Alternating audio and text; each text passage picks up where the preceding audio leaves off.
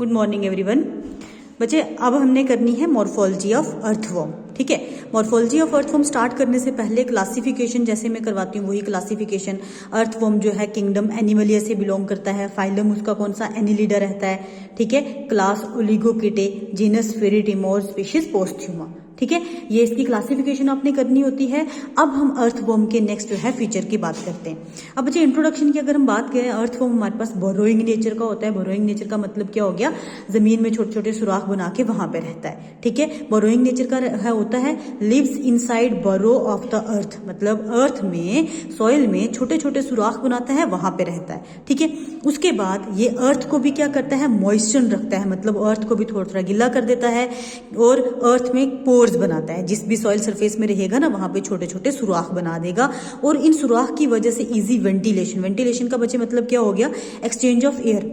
ठीक है, हवा जो है आराम से अंदर जाएगी, सॉइल के अंदर जाएगी और इस वेंटिलेशन की वजह से ये हमारी सॉइल को फर्टाइल बनाता है। ठीक है, और हम इसको क्या बोलते हैं, फार्मर्स फ्रेंड बोलते हैं। फार्मर फ्रेंड क्यों बोलते हैं, क्योंकि ये छोटे छोटे पोर्स बनाता है जिसकी वजह से इजी एक्सचेंज हो जाती है और इजी एक्सचेंज की वजह से हमारी सॉइल जो है फर्टाइल हो जाती है। ठीक है, और ये हमारी क्या करता है, वेंटिलेशन को इंक्रीज करता है।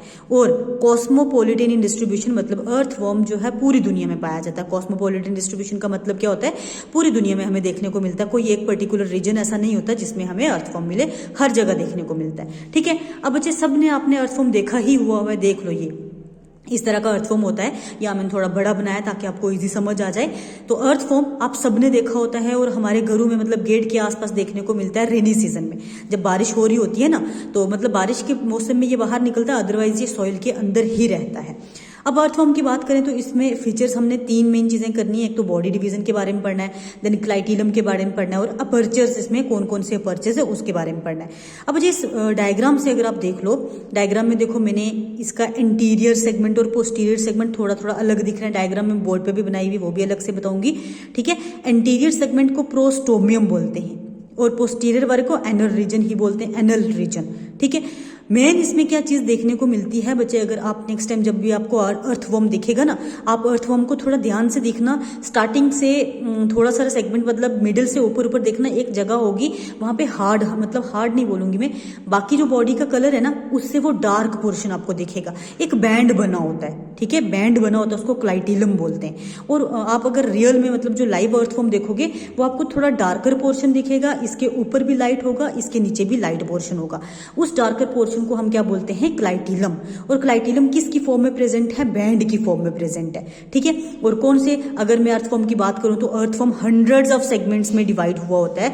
अर्थवर्म की बॉडी जो है छोटे छोटे हंड्रेड्स ऑफ सेगमेंट्स में डिवाइड होती है। ठीक है, तो क्लाइटीलम 14 से लेकर 17 सेगमेंट तक प्रेजेंट होता है। अब बात करते हैं, पहले बॉडी डिवीजन का बता देती हूँ, फिर क्लाइटीलम पे आते हैं। बॉडी डिवीजन में एंटीरियर रीजन जिसको प्रोस्टोमियम बोलते हैं, थोड़ा पॉइंटेड सा रीजन, देख लो एंटीरियर वाला थोड़ा पॉइंटेड है, पोस्टीरियर वाला उसके कंपैरिजन में थोड़ा ब्लंट है। ठीक है, और पोस्टीरियर को एनल रीजन बोलते हैं और थोड़ा ब्लंट होता है। उसके बाद अगर हम क्लाइटीलम की बात करें, क्लाइटीलम बच्चे क्या होता है, क्लाइटीलम, हाँ ये देखो बॉडी मैंने बताया सेगमेंट्स में डिवाइड है। उन सेगमेंट्स को हम मेटामियर्स बोलते हैं। सेगमेंट्स को क्या बोलते हैं, मेटामियर्स। मतलब ये जो सेगमेंट्स है ना, ये देखो ये जो सेगमेंट्स है इनको हम क्या बोलेंगे, मेटामियर्स बोलेंगे। अब बच्चे उसके बाद ये जो सेगमेंटेशन है, ये नहीं है कि सिर्फ अंदर से सेगमेंट बॉडी डिवाइड हुई है, बॉडी इनकी बाहर से भी डिवाइड है, अंदर से भी डिवाइड हुई होती है। Segmentation external as well as internal होती है। उसके बाद इनकी बॉडी पे ना छोटे छोटे कीटे प्रेजेंट होते हैं, कीटे फॉर लोकोमोशन। अगर हम यहाँ बताऊं मैं आपको तो कीटे हमें नहीं दिखते, बिल्कुल माइक्रोस्कोपिक होते हैं, हेयर लाइक स्ट्रक्चर होते हैं, जिसका काम क्या होता है, लोकोमोशन, मतलब एक जगह से दूसरी जगह मूव कराने में रोल प्ले करते हैं कौन, कीटे। ठीक है, उसके बाद साइज की बात करें तो साइज मतलब 10 से 15 सेंटीमीटर तक ही इनका साइज होता है। आपने देखा आपका स्केल जो होता है ना उस तक हार्डली जा सकता है, उससे ज्यादा बड़े भी नहीं होते। ठीक है, अब क्लाइटीलम की बात करें, जो मैंने आपको ये बताया है, ये वाला बैंड लाइक स्ट्रक्चर। अब अच्छा क्लाइटीलम की बात करें तो ये ग्लैंड्यूलर रीजन होता है, मतलब इसमें से कंटिन्यूस क्रिएशंस होती रहती हैं। प्रेजेंट कहाँ होता है, 14 से 17 सेगमेंट तक। और इसका काम क्या होता है, क्रिएशंस मतलब कंटिन्यूस क्रिएशंस करता रहेगा, कॉपुलेशन में रोल प्ले करता है, कुकून फॉर्मेशन में हेल्प करता है। अब कुकून क्या है बच्चे, जब फर्टिलाइजेशन हो जाती है उसके बाद जब बेबी बनने, मतलब फर्टिलाइजेशन के बाद जब नेक्स्ट अर्थवर्म बनता है तो वो पहले कुकून में होता है, बाद में वो नेक्स्ट मैच्योर होकर पूरा बड़ा अर्थवर्म बनाता है। तो वो कुकून कौन बनाता है? क्लाइटेलम बनाता है। उसके बाद इस क्लाइटेलम की वजह से हम अर्थवर्म को 3 रीजन्स में डिवाइड करते हैं। कैसे? अब बच्चे देखो, अगर जहां पे यहाँ क्लाइटेलम प्रेजेंट है, इस वाले पोर्शन को हम बोलेंगे क्लाइटिलर पोर्शन, जहां पे क्लाइटेलम प्रेजेंट है। उससे पहले वाले को बोलेंगे प्री क्लाइटिलर, उससे बाद वाले को बोलेंगे पोस्ट क्लाइटिलर। ठीक है, जिसमें क्लाइटिलम है उसको क्लाइटिलर, पहले वाले को प्री क्लाइटिलर, दूसरे वाले को पोस्ट क्लाइटिलर। मतलब क्लाइटिलम जो है बॉडी को 3 सेगमेंट्स में डिवाइड करवाता है। उसके बाद अर्थवर्म की बॉडी में अपर्चर्स मतलब सुराख कहाँ कहाँ होते हैं वो चीज देखनी है, कहाँ कहाँ पोर्स होते हैं, सुराख पोर्स होते हैं वो देखना है। वैसे अर्थवर्म हमारे पास एक हर्मोफ्रोडाइट है। हर्मोफ्रोडाइट का मतलब मेल और फीमेल एक ही बॉडी में, मेल सेक्स ऑर्गन भी एक ही उसी अर्थवर्म में होते हैं, फीमेल भी उसी में होते हैं। अब पहले बात करते हैं फीमेल जेनाइटल, मतलब फीमेल का अपर्चर कहाँ पे है, कहाँ से उसकी ओपनिंग होती है? 14th सेगमेंट में। ठीक है, अभी मैंने आपको क्लाइटिलम का बोला कि 14 से 17 सेगमेंट में क्लाइटिलम है, अभी बोल रही हूँ कि 14th सेगमेंट में क्या है? फीमेल जेनाइटल अपर्चर है। और बच्चे ये वेंट्रल सरफेस पे है, अर्थवर्म जैसे चल रहा होता है ना, नीचे वाली साइड पे होता है female genital aperture in the 14th segment. ठीक है, उसी तरह मेल जेनाइटल अपर्चर भी होता है, लेकिन वो होता है 18th सेगमेंट में। होते दोनों कहाँ पे? वेंट्रल सरफेस में। जहां से क्लाइटिलम स्टार्ट होता है ना, वहीं पे फीमेल जेनाइटल अपर्चर होता है और 18th सेगमेंट में मेल जेनाइटल अपर्चर होगा। उसके बाद एक और हमारे पास ओपनिंग होती है, एक नहीं खैर स्पर्मथिका की ज्यादा ओपनिंग्स होती हैं। स्पर्मथिका बच्चे क्या है? स्पर्मथिका एक बैग लाइक स्ट्रक्चर होता है। स्पर्मथिका एक बैग लाइक स्ट्रक्चर होता है। एक्चुअल में इसका रोल क्या होता है? अपने अंदर स्पर्म्स को स्टोर करके रखता है। ठीक है, हर एक अर्थवर्म में होगा। इसकी ओपनिंग जो है वो कहाँ पे कितनी होती हैं? 4 ओपनिंग्स होती हैं। ठीक है, और 4 ओपनिंग्स होती हैं, मतलब 4 सेगमेंट्स में स्पर्मथिका होता है। और वो कौन कौन से हैं ये देखो, 5th से लेके 6th में एक हो जाएगा, 6th से 7th में दूसरा हो जाएगा स्पर्मथिका की ओपनिंग, 7th और 8th में होगी तीसरी, और चौथी होगी 8th से 9th में।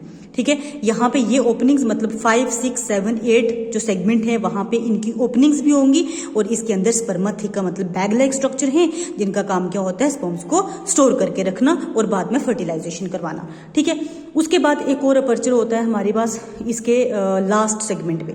लास्ट सेगमेंट अभी जो मैंने बताया ना थोड़ा सा ब्लंट होता है, वहां पे एनल अपर्चर उसको हम बोलेंगे। और उसके बाद हमारे पास आ जाएगा नेफ्रीडिया। नेफ्रीडिया बच्चे क्या है? नेफ्रीडिया जैसे हमारे में किडनीज होती है ना, वेस्ट मटेरियल को रिमूव करते हैं हमारे ब्लड में से, उसी तरह नेफ्रीडिया क्या है? एक्सक्रीटरी ऑर्गन है। एक्सक्रीटरी ऑर्गन मतलब ये क्या करता है? छोटे छोटे पोर्स होते हैं जो एक्सक्रीटरी वेस्ट या एक्सक्रीटरी मैटर को रिमूव करने में रोल प्ले करते हैं। ठीक है, अब ये एक्सक्रीटरी मैटर इनका क्या होता है? जैसे अर्थवर्म हमारी सॉइल में ही तो रहता है, तो टेरेस्ट्रियल है, टेरेस्ट्रियल का मोस्टली एक्सक्रीटरी वेस्ट यूरिया होता है। ठीक है, तो ये लैंड पे रहता है, चाहे ये पानी मतलब बारिश हो, जितना मर्जी कुछ भी हो, इसका एक्सक्रीटरी मैटर जो है यूरिया रहता है, तो इसका एक्सक्रीटरी वेस्ट यूरिया होता है। अब बात करें कि नेफ्रीडिया कहाँ पे प्रेजेंट होते हैं बच्चे? नेफ्रीडिया इनकी पूरी की पूरी बॉडी में प्रेजेंट होते हैं। जैसे ये मैंने बताया ना आपको, ये इसकी जो स्ट्रक्चर है, एंटीरियर सेगमेंट और पोस्टीरियर सेगमेंट को छोड़ के पूरी बॉडी पे नेफ्रीडिया के छोटे छोटे पोर्स होते हैं, और जिसकी वजह से ये क्या करता है? वेस्ट मटेरियल कंटिन्यूसली रिमूव करता रहता है। ठीक है, अब बच्चे मैंने एक और डायग्राम बनाई हुई है, ये वाली। ठीक है, ये डायग्राम है अर्थवर्म की, आपको मैं इसका इमेज सेंड कर दूंगी, देख लो। एंटीरियर वाला रीजन जिसको मैंने प्रोस्टोमियम लिखा है, क्लाइटिलम 14 से 17 सेगमेंट तक। ठीक है, उसी के नीचे 18 सेगमेंट पे मेल जेनाइटल अपर्चर बताया हुआ है, और उसके नीचे ग्रूव्स मैंने क्या बताए हैं, मेटामियर्स क्या बताए हैं, अभी मैं बताती हूँ उधर जाके।